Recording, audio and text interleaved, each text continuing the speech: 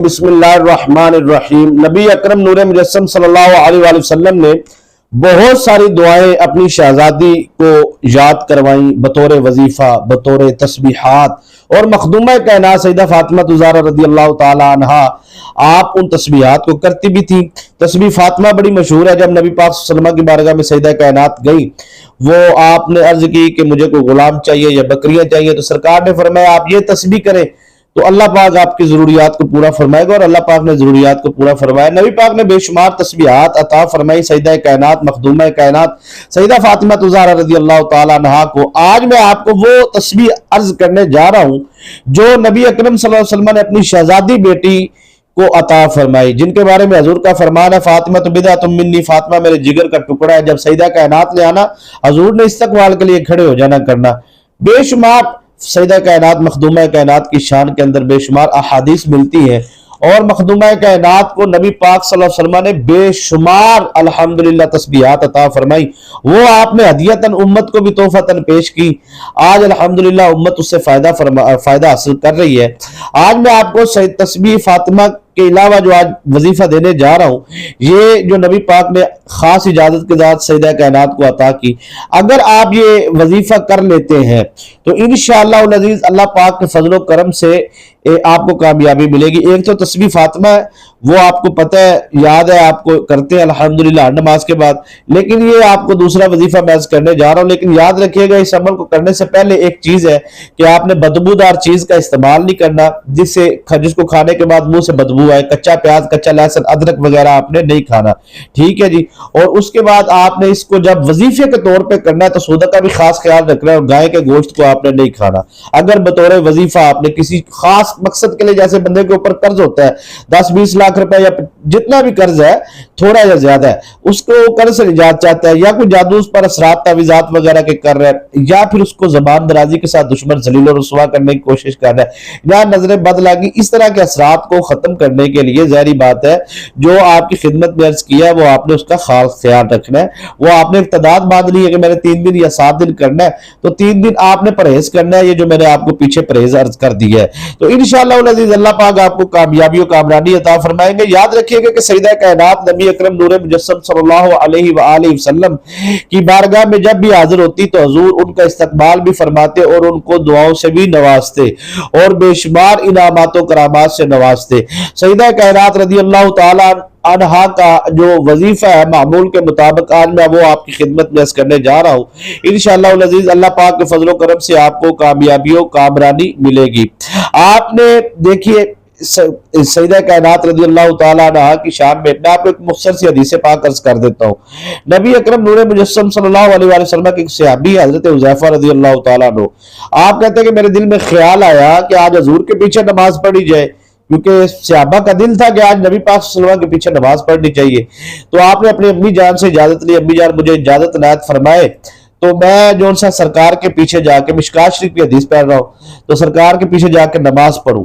تو نبی اکرم نور مجسم صلی اللہ علیہ وسلم کے غلام کہتے ہیں میں نے ماں سے اجازت مانگی تو میری ماں نے کہا بیٹا جب تم سرکار کے پاس جا ہی رہے ہو تو اپنے لیے اور میرے لیے دعا کروانا۔ کہتے ہیں عصر کا نماز کا وقت تھا، میں آیا، میں پہنچا، میں نے نماز میں داخل ہوا، میں نے نماز ادا کی، اس کے بعد مغرب کا، اس کے بعد عشاء کا ٹائم ہو گیا۔ کہتے ہیں میرے دل میں بڑا کہا کہ سرکار کے پاس جا، سب ملاقات کر رہے ہیں، تم بھی سرکار کی بارگاہ میں عرض و معروضات کر۔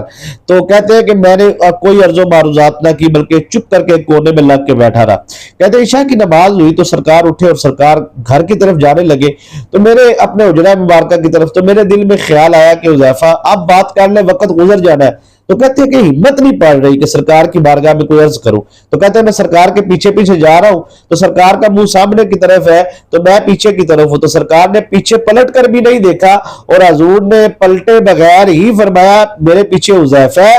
عرض کی جی یا سیدی یا رسول اللہ صلی اللہ علیہ وسلم آپ کا غلام، فدا کا ابی و امی یا رسول اللہ، میرے ماں باپ آپ پر قربان، آپ کا غلام حذیفہ ہے۔ تو نبی پاک صلی اللہ علیہ وسلم نے فرمایا حذیفہ پھر خوش ہو جا، اللہ تجھے بھی جنت عطا فرمائے اور اللہ تیری ماں کو بھی جنت عطا فرمائے۔ نبی پاک صلی اللہ علیہ وسلم نے خوشخبری سنا دی، دعا دی۔ تو حذیفہ کہتے ہیں میں نے تو سرکار سے کی بارگاہ میں عرض ہی نہیں کیا۔ تو حذیفہ رضی اللہ تعالیٰ عنہ کو میرے آقا علیہ السلام فرمانے لگے کہ حذیفہ جانا چاہتے ہو کہ رکنا چاہتے ہو؟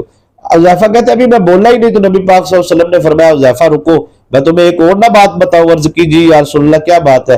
فرمایا بڑے سال گزر گئے، کئی سو سال گزر گئے، فرشتوں کی ہوتا ہے کہ سرکار کی بارگاہ میں آنے کے لیے ہر ایک کی طلب ہے، تو کہنے لگے کہ فرشتے مسلسل یعنی کہ جو ان سے ہے کئی سو سالوں سے اس دعا میں تھے کہ جب اے اللہ تیرے پیارے نبی اس دنیا میں تشریف لائیں گے تو ہم حاضری کے لیے جائیں گے۔ ان میں سے جو چند فرشتے اللہ کی بارگاہ میں جنہوں نے چند کئی سو سال دعائیں کی، ان چند فرشتوں میں سے جن کی دعائیں قبول ہوئی، ان میں سے ایک آج فرشتہ آیا ہے اور آ کے میری بارگاہ کے اندر وہ 2 تحفے لے کے آیا۔ عرض کی یا رسول اللہ میں اکیلا نہیں آیا، رب نے فرمایا کہ سرکار کی بارگاہ میں جا رہے تو خالی ہاتھ نہیں جانا، یہ 2 تحفے لے جاؤ۔ 2 تحفے کیا ہے؟ ان الحسن والحسین سیدہ شباب اہل الجنہ، یا رسول اللہ صلی اللہ علیہ وسلم آپ کا بیٹا جو سا وہ جنتی جوانوں کا سردار ہے، اور جو آپ کی بیٹی ہے، آپ کے بیٹے دونوں جنتی جوانوں کے سردار ہیں، حسن اور حسین، اور آپ کی جو شہزادی ہے وہ جنتی خواتین کی سردار ہے۔ تو میرے نبی اکرم نور مجسم صلی اللہ علیہ وآلہ وسلم کی پیاری لخت جگر نور نظر، آپ جو تسبیح کیا کرتے تھے جس کو فاطمی عمل بھی کہا جاتا ہے، اس کو عاملین حضرات نے چلے بھی کیے، بہت ساری ترکیبات مشاہدات مجربات بھی بیان کیے ہیں۔ تو میں آج آپ کو خاص طریقہ سے کرنے جا رہا ہوں سیدہ فاطمہ الزہرا رضی اللہ تعالیٰ عنہا کی بارگاہ سے جو امت کو خاص تحفہ ملا، میں آج آپ کی خدمت پیش کرنے جا رہا ہوں۔ یہ آپ نے ان دعائیہ کلمات کو پڑھنا ہے تو ہر دعا آپ کی قبول ہوگی، مستجاب الدعوات بن جاتے ہیں۔ یعنی کہ یہ یوں کہہ لیجئے کہ جو بندہ اس عمل کا عامل بن جائے نا اور اللہ کے حق مقبول ہو جائے تو یوں دعا ہاتھ اٹھا کے کہے نا جی یا اللہ بارش برسا تو بارش آ جائے، ٹھیک ہے؟ کسی کے حق میں کہہ دے یا اللہ اس کو رزق کے خزانے کھول دے تو اس کے لیے رزق کی فراوانی ہو جائے، اپنے لیے دعا مانگے یا کسی کے لیے اللہ پاک قبول فرماتا ہے۔ یہ اتنی کامل اور اکمل وظیفہ ہے۔ آپ نے جو ان سے ہے پیچھے جو میں نے پرہیز احتیاط بتا دی ہے اس وظیفے کے لیے لازم و ملزوم ہے، اس کو آپ نے لازمی کرنا ہے۔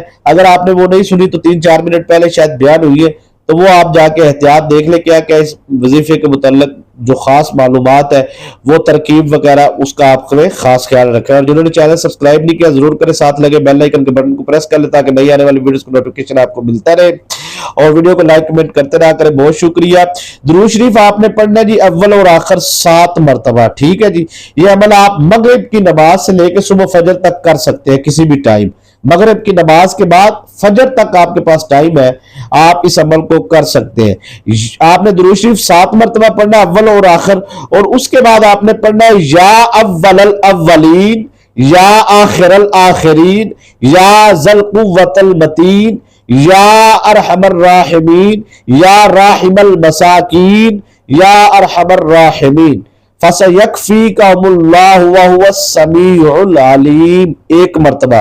یہ میں سکرین پہ بھی چلا دوں گا، آگے آپ یہ دوبارہ پھر سماعت فرما لیں۔ یا اول الاولین یا آخر الاخرین یا ذی القوۃ المتین یا راحم المساکین یا ارحم الراحمین فَسَيَكْفِيكَهُمُ اللَّهُ وَهُوَ السَّمِيعُ الْعَلِيمُ۔ یہ آپ نے دعا پڑھنی ہے اور آپ نے اس کو 100 مرتبہ پڑھنا ہے، ٹھیک ہے جی؟ اسی طرح آپ نے 100 مرتبہ پڑھنا ہے، 7 مرتبہ درود شریف اول آخر، اور اس کے بعد آپ نے دعا مانگنی، جو بھی دعا مانگے انشاءاللہ العزیز وہ آپ کی دعا بھی قبول ہوگی۔